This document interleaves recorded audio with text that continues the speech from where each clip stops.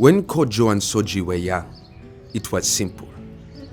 But as they grew, it seemed less simple. Being in love meant one thing to their parents or friends, but to them it meant something different.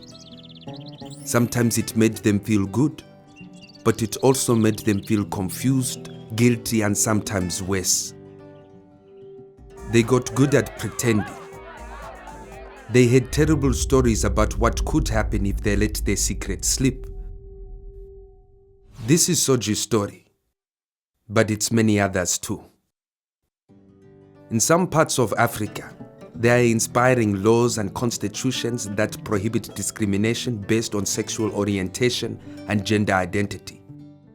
But despite this, the practice of corrective rape is common in some of these countries where men rape lesbian and bisexual women to try to cure them of their sexual orientation. In other parts of Africa, prosecutions for same-sex conduct have been steadily increasing.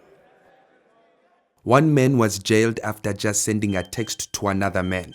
He died in jail from malnutrition and repeated assaults. In one country, a local paper outed 200 people who were supporters of same-sex rights, exposing them to abuse, attacks, eviction from their homes, and dismissal from their jobs. Human rights defenders who work to protect victims of same-sex discrimination are beaten and publicly ridiculed.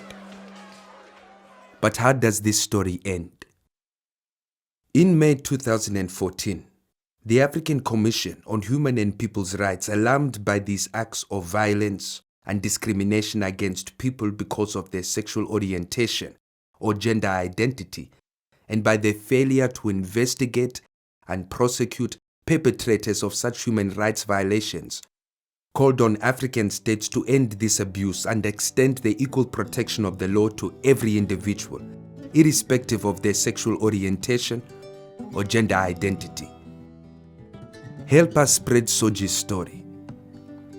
Every person in Africa should have the right to love whoever they want, the right to dignity, the right to non-discrimination, the right to be free and equal.